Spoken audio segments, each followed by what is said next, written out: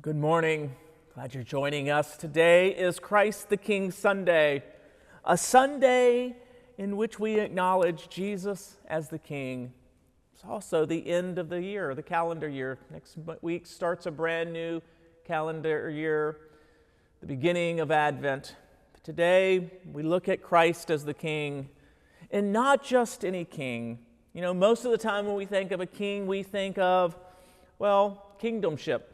We think of pomp, grand halls, crowns and jewels, glory, victory, strength, and sometimes violence, injustice, greed, to name a few.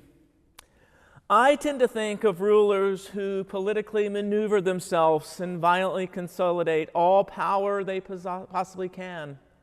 Think of places like North Korea, or the Saudi crown prince, or maybe Mugabe back in the day, or Ceausescu from Romania. And when I think of kingdoms that aren't of this world, as Jesus says, I think of Star Wars. I don't think of a kingdom like Jesus is talking about normally. I think of the emperor, an angry old man who's going to zap me with the lightning coming out of his fingertips if it gets mad at me. And he's mad pretty much all the time. At least that's what my brain wants to tell me. But Jesus, he's a different type king. His kingdom is not of this world. Here's the picture of our King Jesus. Shackled, beaten, on trial, and all alone in front of a backwoods Roman government. And he was there in the Roman regional office in Jerusalem, itself a picture of crumbled kingdoms. Israel was once a mighty, powerful nation, but now crushed under the mighty hand of Rome. His own accusers would not go in to build up their fear of becoming unclean. His disciples had pretty much abandoned him. His right-hand man had denied multiple times who he even was. In fact, in just a few hours, he will go on to bleed and die on a Roman execution device. But our King, Jesus, in the passage at hand, we see Pilate asking him, "Are you the King of the Jews?" Jesus said, "Who told you that?" In other words, time to confess up, buddy. Who do you think I am? Verse 36, Jesus answered, "My kingdom is not of this world. If my kingdom were of this world, my servants would have been fighting that I might not be delivered over to the Jews, but my kingdom is not from this world." He qualified his kingdomship, not by proclaiming himself and his power, but by describing what his kingdom is not. His kingdom is not of this place. Therefore, he is like no other king the world has ever seen. His kingdom is not one of violence or defensiveness or violent power consolidation. His kingdom is one of sacrificial love. Now, all this talk of kings and kingdoms, do you know any kings? Have you ever come into contact with actual royalty? When we talk about kings, we normally talk about someone who has power and authority, or something that has power and authority.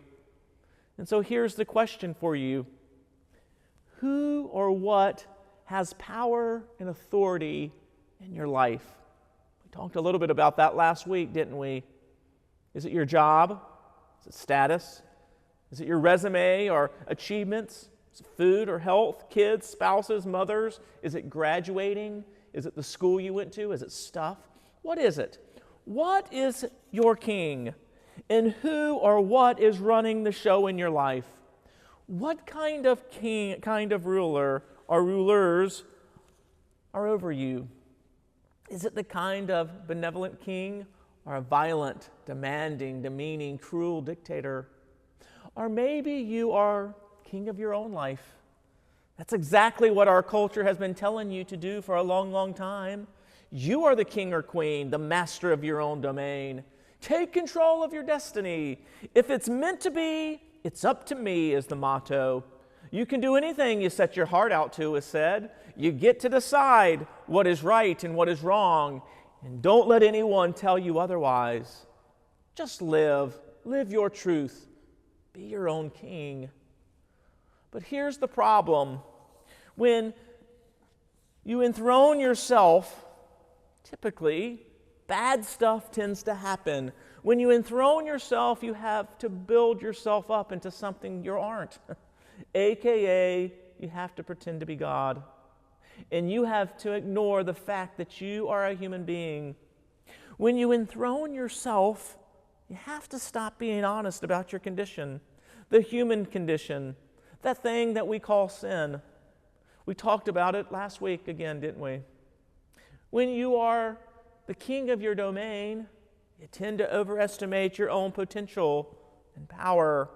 I can change the world. But you will fail. You will fail yourself as a king.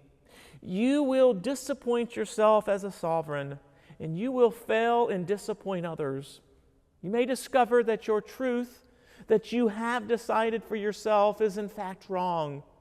Sooner or later, hopefully sooner, you will discover that the king has no clothes, and that power vacuum will make you angry, will make you afraid, and compassion for yourself will fly out the window, and therefore compassion for your neighbor will fly out the window, and you yourself may become entitled, ungrateful, a violent dictator. Your kingdom will crumble. Why? Because all kingdoms of this world eventually crumble. But here's the better king. In fact, there is a better king, and his kingdom is forever. His kingdom is forever because he is a good and faithful ruler, and his good rules perfectly for the well-being of his subjects. In other words, he is a king of love. He's a king of kingdoms of love. And this is not rainbows and lollipops and unicorn statement. Revelation 1 says Jesus, our good king, loves, and he frees us to love. It's actually a bloody statement. By love, I mean giving of itself, sacrificing the self for sake of others and the well-being of others. And that's exactly what King Jesus came to do. He didn't come to take over through acts of violence towards his enemy. He came to bleed, to die for the sake of his enemies, in order to take away the sin, in order to make us his sons and daughters and friends. He loved us, he fed us, and he freed us by his blood. He won by willingly losing. But for what this sinner needs, for what I need, he's the perfect kind of a king. You see, I don't need pomp and courts and jewels. I need a sin bearer. I need a death destroyer. I need a king who is strong enough to take away my sin and loving enough to do it. I need a king who will adopt me into his family and call me his beloved and tell me all is forgiven. That's exactly who Jesus is for me. His kingdom is forever because his king of love who has dominion over death. The kings of the world say, take until you have it all. But Jesus said, I'll give until I have saved them all. The world says, fight until you've won. But Jesus said, I'll die so that they don't have to. The world says, get all the power you can. But Jesus said, I'll give up all power and serve the powerless, those who cannot help themselves. The world says, do better, try harder, more hours in the salt mines for you. But Jesus said, come to me. You see, his kingdom is not of this world, friends. It's not. He came to break oppression, to set the captive free, to take away transgressions, and to rule in equity. He came to those who suffer wrong, to help the poor and needy, and bid the weak be strong, to give them songs of sight, their darkness turned to light. Those souls condemned and dying are precious in his sight. His name shall stand forever. That name to us is love. Friends, Jesus, the King, whether you like it or not, whether you make him king of your heart or not, he is the King. So my only question this morning is this: whose kingdom do you want to live in? Your crumbling kingdoms that will fall apart, that will go away, or an eternal kingdom of love who bids us to come home? All is forgiven.